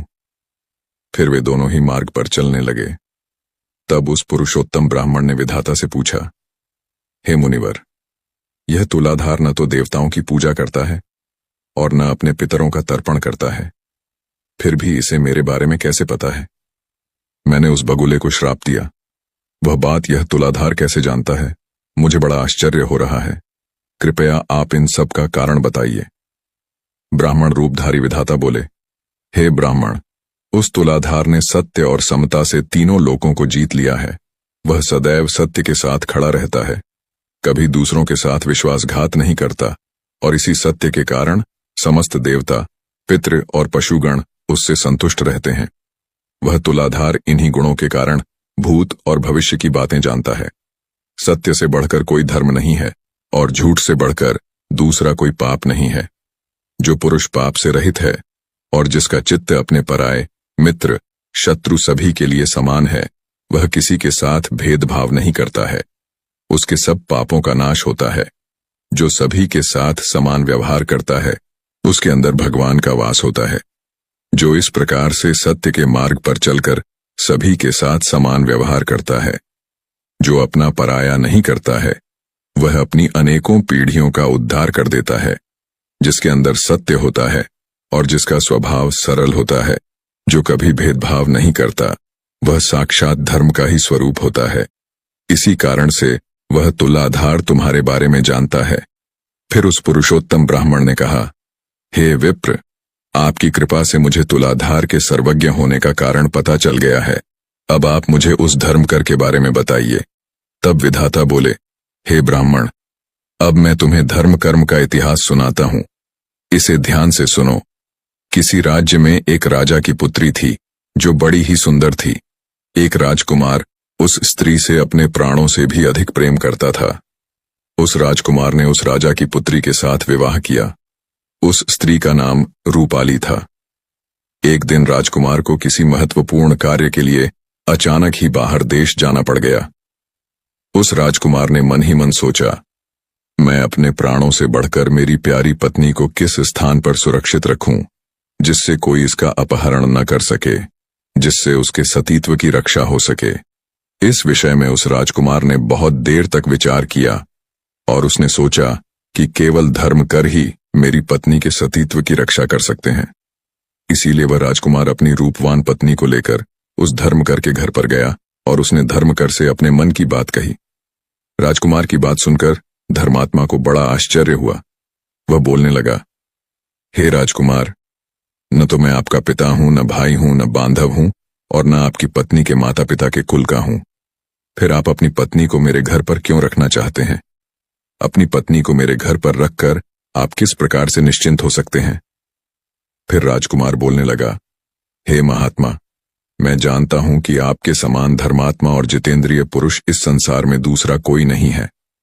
फिर उस पुरुषोत्तम ब्राह्मण ने ब्राह्मण रूपधारी विधाता से कहा, हे मुनिवर, मुझे मेरे सभी प्रश्नों के उत्तर मिल गए हैं। आपके साथ बात करते करते मेरे सभी प्रश्न दूर हो गए हैं। आप अवश्य ही कोई दिव्य पुरुष हैं। मुझे अब धर्म करके पास जाने की आवश्यकता नहीं है। आपका बहुत बहुत धन्यवाद। दिव्य महात्मा किसी शहर में एक बड़ा धर्मात्मा राजा राज करता था। उसके दान धर्म का प्रवाह कभी बंद नहीं होता था। हर जगह राजा बढ़ चढ़कर दान दक्षिणा देता था। एक दिन उसके यहां एक साधु आया। उसने राजा से कहा, राजन, सुना है आप बहुत दान धर्म करने वाले राजा हो। आपके द्वार पर आया हुआ कोई भी खाली हाथ नहीं जाता क्या? मैं जो मांगूंगा वह आप मुझे दे सकोगे? राजा बोला, कहिए साधु महाराज, आपको क्या चाहिए? साधु ने कहा, या तो 10 वर्ष के लिए अपना राजपाट दे दो या अपना धर्म दे दो। साधु की बात सुनकर पहले तो राजा चिंता में पड़ गया, फिर सोच विचार कर उसने कहा, महाराज, मैंने राजपाट सब आपको दिया, संभालिए इस राजपाट को। इतना कहकर राजा वहां से बिना कुछ लिए सब कुछ छोड़ छाड़ बिल्कुल अकेला चल पड़ा। चलते चलते मार्ग में एक बगीचा आया। वहीं एक कुआं और प्याऊ भी था। बड़ा सुंदर स्थान था। राजा वहीं विश्राम करने के विचार से ठहर गया। अगल बगल देखने पर उसे एक सुंदर घोड़ा दिखाई दिया, जिसके पास एक सुंदर स्त्री बैठी हुई थी और रो रही थी। राजा को दया आई। उसने उस स्त्री के पास जाकर उससे रोने का कारण पूछा। स्त्री बोली, महाराज, मैं एक राजकुमारी हूं। मेरे पिता और भ्राता सबको शत्रुओं ने मार डाला है। मैं इसी प्रकार जान बचाकर यहां भाग आई हूं। अब आप ही मेरे लिए देवताओं द्वारा भेजे मेरे आश्रयदाता हैं, अतः मुझे शरण दें। राजा ने कहा, ठीक है, घोड़े पर बैठ जाओ और मेरे साथ साथ चलो। राजकुमारी बोली, नहीं नहीं महाराज, आप ही घोड़े पर चलो। आपके सामने मेरा घोड़े पर बैठकर चलना ठीक नहीं है। राजा घोड़े पर सवार हो गया। चलते चलते दोनों दूसरे राजा के नगर में पहुंचे। स्त्री ने कहा, आप नगर जाकर कोई बढ़िया मकान भाड़े पर ले लो, तब तक मैं यहीं बैठी हूं। राजा ने कहा, मेरे पास तो एक आधी मुहर भी नहीं है, फिर मकान की बात किस मुंह से करूंगा? स्त्री ने कहा, राजन, रुपयों पैसों की आवश्यकता हो तो मेरे पास से ले जाओ। और उसने निकालकर 5 मोहरें राजा को थमा दी। कुछ समय बाद राजा भी मकान की व्यवस्था कर आया और राजकुमारी को लेकर उसी मकान में गया और उसे वहां छोड़कर बाहर से घोड़े और उस स्त्री के लिए भोजन सामग्री ले आया। राजकुमारी ने भोजन तैयार किया और राजा से भोजन करने को कहा। राजा ने कहा, आप भी तो भोजन करो। उसने कहा, नहीं महाराज, पहले आप भोजन कर लें, आपके बाद मैं खा लूंगी। राजा ने भोजन किया, स्त्री ने भी किया। दूसरे दिन उस स्त्री ने कहा, राजन, आपको अधिक कष्ट होता है काम करने में, क्यों ना एक नौकर रख लो। राजा बोला, मेरे पास तो थोड़ा भी धन नहीं है और तुम मुझसे राजाओं की सी बात कर रही हो। स्त्री ने कहा, राजन, आप असमंजस में न पड़िए। मैं एक राजकुमारी न होती तो स्वयं इन कामों को कर लाती, आपको कहने भी नहीं जाती। रुपयों पैसों की आपको जब भी आवश्यकता पड़े आप मुझसे निसंकोच मांग लिया कीजिए। राजा गया और एक नौकर ले आया। ऐसे ही समय बीतता गया। कुछ दिनों के बाद उस स्त्री ने कहा, राजन, मन बहलाने के लिए कभी कभी यहाँ के राजा की कचहरी में चले जाया करो और वहां की कुछ बातें सुन लिया करो। राजा ने कहा, ठीक है। अब राजा रोज कचहरी जाने लगा। उस नगर का राजा यह समझकर कि यह मेरे मंत्रियों में से किसी का संबंधी होगा, उस राजा से कुछ ना पूछता। इधर मंत्री लोग उसकी आकृति राजा के समान देखकर, राज्य संबंधी जानकर कुछ ना बोलते। कुछ दिन यूं ही बीत गए। एक दिन राजा और उसके मंत्री राज दरबार में आपस में उस राजा के बारे में बातचीत की। वह किसी का कोई संबंधी तो था ही नहीं। उनको बड़ा आश्चर्य हुआ। दूसरे दिन राजा ने उससे उसके बारे में पूछा। तब उसने अपनी सारी बात बता दी। उसकी धर्म प्रियता देखकर राजा ने उसका बड़ा स्वागत किया और अपना मुकुट उसके सिर पर रखकर उसकी पगड़ी अपने सिर पर रख ली, अपने सिंहासन पर बैठाया और मित्रता की प्रतिज्ञा की। दूसरे दिन उसे फिर कचहरी में आने का निमंत्रण दिया। राजा ने सारी घटना उस स्त्री से कही।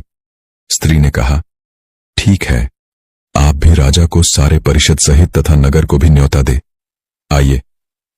वह पहले तो हिचकिचाया, पर उसके प्रभाव तथा आग्रह को देखकर राजा उस स्त्री की बात मान गया और अगले दिन जब कचहरी गया तो राजा को सारे मंत्री परिषद सहित पूरे नगर को अगले दिन सुबह के भोज के लिए आमंत्रित किया। उस नगर का राजा हैरान होते हुए बोला, कहीं भांग भांग पी ली है क्या? भोज, और वह भी पूरे नगर सहित, कहां से करोगे उसका इंतजाम? राजा बोला, खैर जाओ, ठीक है, मनमानी करो, मित्र ही तो हो। शाम को उस नगर के राजा ने एक सिपाही भेजकर पता लगवाया और कहा, जाओ जाकर देखो तो सुबह के भोज के लिए क्या इंतजाम है। सिपाहियों ने वहां जाकर देखा तो वहां कुछ नहीं था। आकर जो था वह राजा को बता दिया। राजा ने कहा, भाई, उसने पक्का भांग भांग ही पी रखी होगी। इधर राजकुमार उसको भी चैन न था। उस स्त्री से कहने लगा, वह राजा न जाने मुझे क्या कहेगा। स्त्री ने कहा, महाराज, चिंता न करें। यदि आपको कोई धैर्य ना हो तो उस बगीचे में देखाए जहां से मुझे आप लेकर आए थे। राजा ने घोड़े पर बैठकर जब देखा तो वहां संपूर्ण देव वर्ग ही कार्य में तत्पर था। अनंत दिव्य अलग अलग पकवान बन रहे थे। उसके आश्चर्य का ठिकाना न रहा। अगले दिन राजा सहित संपूर्ण नगर को भोजन कराया। इस आश्चर्य को देखकर सभी लोग आश्चर्य में डूब गए। नगर के राजा ने भी सारी व्यवस्था और भोजन के लिए उसकी पूरी प्रशंसा की। भोजन उपरांत सारा देव वर्ग अति प्रसन्न हो गए। अब उस स्त्री ने कहा, राजन, आपने उस साधु को कितने दिनों के लिए राज्य दिया था? जरा कागज तो देखो। राजा ने देखा तो समय पूरा हो चुका था। स्त्री बोली, तो अब आप भी अपने राज्य में जाओ और अपना राजपाट संभालो। राजा ने कहा, देवी, तुम्हें छोड़कर तो मैं एक कदम भी नहीं जाऊंगा। स्त्री बोली, राजन, आप मुझे क्या समझ रहे हो? मैं आपकी स्त्री नहीं हूं, मैं तो आपका धर्म हूं। जब आपने मेरा साथ नहीं छोड़ा तो मैंने भी आपका साथ नहीं छोड़ा और आपकी स्त्री बनकर आपके साथ रही और आपको किसी प्रकार का दुख नहीं होने दिया। दोस्तों, धर्म के प्रति निष्ठा ही जीवन की वास्तविक सफलता और सुख का मार्ग है। धर्म का पालन करने वाला व्यक्ति चाहे किसी भी परिस्थिति में हो, वह कभी पराजित नहीं होता। धर्म से व्यक्ति न केवल भौतिक सफलता प्राप्त करता है, बल्कि जीवन की गहराई और सत्य को भी समझता है। धर्म के बिना जीवन अधूरा है, लेकिन धर्म के साथ व्यक्ति हर चुनौती को पार कर सकता है। दोस्तों, इस दुनिया में कोई आपके हाथ से छीन कर तो ले जा सकता है, लेकिन आपके नसीब से छीन कर नहीं ले जा सकता। पुराने जमाने की बात है, एक राजा साहब के दरबार में एक राजगुरु थे और वह राजगुरु बड़े कम समय के लिए वहां आते थे, क्योंकि उनका एक गुरुकुल था। नदी किनारे एक गुरुकुल में गांव के बच्चों को पढ़ाते तो ज्यादा समय गुरुकुल में बिताते थे। एक दिन वह गुरुजी राजमहल आए हुए थे और राजा बड़ी चिंता में थे, तो गुरुजी ने पूछा कि क्या बात है? तो राजा ने बताया कि गुरुदेव, मेरी बेटी विवाह के योग्य हो चुकी है और उचित वर नहीं मिल पा रहा है, क्या किया जाए? तो राजगुरु ने कहा कि लाइए, मैं कुंडली देख लेता हूं। राजगुरु ने कुंडली देखना शुरू किया तो चौंक गए, आश्चर्य में पड़ गए। विलक्षण प्रतिभा की धनी थी वह कन्या और उसका भाग्य बड़ा उज्जवल दिख रहा था। गुरुजी ने उसे कुंडली में देख लिया था कि राजकुमारी की जिससे शादी होगी, अगर वह सम्राट है तो चक्रवर्ती सम्राट बन जाएगा जहां जाएगी उस कुल को आगे लेकर जाएगी, उसको उन्नति के पथ पर लेकर जाएगी, उसका भाग्य चमक जाएगा। और जैसे ही उन्होंने यह सब देखा, गुरुजी के दिमाग में बुराइयां हावी हो गईं। उनको लगा कि अगर ऐसा ही कुछ होना है तो मेरे पुत्र से विवाह हो जाए, इससे मैं मेरे पुत्र के साथ विवाह कर देता हूं, मैं ही महाराजा बन जाऊंगा। तो गुरुजी के मन में विकार हावी हो गए, बुराइयां हावी हो गईं और गुरुजी ने चाल चली। उन्होंने कहा राजा से कि राजा साहब, आपकी पुत्री विलक्षण प्रतिभा वाली है, जिस कुल में जाएगी उसका भाग्य उदय कर देगी, उजाला ही उजाला कर देगी जीवन में। लेकिन अगर आप इसका सीधा विवाह करा देते हैं तो एक अड़चन है कि यह कुल का नाश भी कर सकती है, वह कुल भी खत्म हो जाएगा और आपका परिवार भी खत्म हो जाएगा, ऐसा इसकी कुंडली में लिखा है। राजा चिंता में पड़ गया और बोलने लगा कि क्या किया जाए। तो गुरुजी ने कहा कि एक बड़ा आसान सा उपाय है, आप एक बड़े से संदूक में कन्या को बैठा दीजिए, हीरे जवाहरात आभूषण उसमें रख दीजिए, ताकि कहीं आगे जीवन में उसको दिक्कत ना आए, और उस संदूक को नदी की धारा में प्रवाहित कर दीजिए। स्वेच्छा से जहां यह संदूक जाएगा, जिसके पास पहुंचेगा, उसका विवाह इससे हो जाएगा और इस कन्या से उसके जीवन में उजाला ही उजाला होगा, चाहे वह सामान्य सा व्यक्ति क्यों ना हो, वह राजा महाराजा बन जाएगा। आप चिंता मत कीजिए, मेरी बात पर भरोसा कीजिए। गुरुजी की उस चाल में राजा फंस गया। राजा ने कहा, ठीक है, आप कह रहे हैं तो इतना मान लेते हैं। राजा उसकी बात को मान गया और एक बड़े से संदूक में बैठाया गया। उस कन्या को राजकुमारी नहीं चाह रही थी यह सब, लेकिन पिताजी की आज्ञा थी तो उसे माननी पड़ी। राजा और गुरुदेव एक नदी के पास आए और उस नदी की धार में उसको प्रवाहित कर दिया गया और संदूक को बहा दिया गया। बहुत सारा धन, हीरे जवाहरात और आभूषण भर दिए गए उसमें। दौड़ते हुए गुरुजी अपने गुरुकुल पहुंचे और बहुत खुश थे कि संदूक आने वाला है। जाकर बच्चों से कहा कि बच्चों सुनो, आज छुट्टी है, कोई पढ़ाई नहीं होगी। आज नदी किनारे पहुंचकर एक काम आपको करना है। मेरा एक संदूक बहता हुआ आ रहा है, उस संदूक को उठाकर लाना है और मेरे कक्ष में ला करके रख देना और बाहर से दरवाजा लगा देना। मैं चाहे लाख चिल्लाऊंगा, मत खोलना। बच्चों ने कहा, ठीक है गुरुजी, जो आपकी आज्ञा। बच्चों को तो मजा आ गया, छुट्टी मिल गई। वह पहुंच गए नदी किनारे और नहाने लग गए। इंतजार करने लगे कि संदूक आ जाए बहकर। लेकिन कहते हैं ना कि जो योग है, संयोग है, उसके आगे किसी की चलती नहीं है। वह संदूक नदी की धारा में प्रवाहित होता हुआ बहता हुआ आ रहा था। नदी किनारे एक दूसरे राज्य का राजकुमार अपने सिपाहियों के साथ वहां विश्राम करने के लिए रुका था। वह हाथ मुंह धो रहा था, क्योंकि जंगल में शिकार खेलने आया था तो थक चुका था। उसने देखा कि नदी में एक संदूक बहता हुआ रहा है। उसने अपने सिपाहियों से कहा कि जाओ, जाकर के देखो। सैनिक गए, जाकर उस संदूक को लेकर लाए और जब उसे खोला तो उसमें एक सुंदर कन्या निकली। राजकुमार चौंक गया। उसने कहा, देवी, आप कौन हैं और आप इस हालत में कैसे? तो उस राजकुमारी ने अपना परिचय दिया, सारी बात बताई कि ऐसा ऐसा हुआ है। पिताजी ने एक गुरु के कहने पर मुझे नदी में बहा दिया। तो राजकुमार ने कहा कि अब क्या करना है? तो राजकुमारी ने कहा, पिताजी ने आज्ञा दी थी कि जब बक्सा खुल जाए तब जो भी व्यक्ति मिले उसी से विवाह होगा। राजकुमारी ने राजकुमार से कहा, आप मुझसे विवाह कर लीजिए, मेरे तो जो भी हैं अब आप ही हैं। राजकुमार ने जो आभूषण संदूक में थे उसमें से हीरे की अंगूठी ली और राजकुमारी को पहना दी। सैनिकों ने तालियां बजा दी। विवाह हो गया। राजकुमार ने वह संदूक खाली नहीं भेजा। उस बक्से में एक सामान डालकर नदी में आगे बहा दिया। उधर नदी किनारे वह बच्चे इंतजार कर रहे थे। गुरुजी का आदेश था कि एक संदूक बहते हुए आएगा तो उसे गुरुजी के पास पहुंचाना है। तभी उनकी नजर उस संदूक पर पड़ी जो बहता हुआ आ रहा था। बच्चों ने बड़ी मशक्कत के बाद उसको नदी में से निकाला। संदूक बहुत भारी था। सब बच्चों ने मिलकर उसको उठाया और जैसे तैसे ले जाकर गुरुजी के कक्ष में रख दिया। गुरुजी ने तो आदेश दिया था कि बाहर से दरवाजा लगा देना, तो बच्चों ने बाहर से दरवाजा लगा दिया। गुरुजी अंदर थे और बड़े उत्साहित थे कि संदूक खुलेगा, कन्या इसमें होगी, मैं अपने पुत्र का विवाह इससे करा लूंगा और मेरा भाग्य चमक जाएगा। बिना देरी के उन्होंने संदूक खोला तो संदूक के अंदर एक जिंदा भालू था।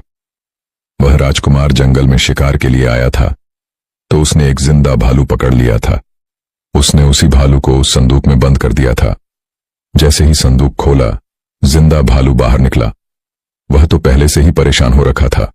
वह गुरुजी पर हमला करने लगा। गुरुजी चिल्लाने लगे, बचाओ बचाओ। बच्चों को उनकी आवाज आ रही थी, लेकिन उनको पता था गुरुजी ने कह रखा है कि कितना भी चिल्लाओ, दरवाजा मत खोलना। एक लड़के ने सोचा कि खोल देता हूं। दरवाजा तो एक शिष्य ने मना दिया कि नहीं, मना किया था गुरुजी ने। सारे बच्चे चुपचाप रहे। बाहर और अंदर भालू हमला कर रहा था। बार बार गुरुजी पर। गुरुजी को लगा कि अब तो जान जाने वाली है। तब उन्होंने चौक उठाई और एक पत्र पर लिख दिया। राजद्वार पर राजकन्या पहुंची ही गई तो जो उसका भाग्य था, जो लिखा हुआ था कि उसकी शादी जिससे होगी वह राजा से महाराजा, महाराजा से सम्राट बनेगा, वह पहुंच गई जहां उसे पहुंचना था। और भालू ने उस गुरु पर हमला किया, जिससे उसे गुरुजी का अंत हो गया और उसकी इच्छा का नाश हो गया। दोस्तों, जीवन में जो होना है वह होकर रहेगा।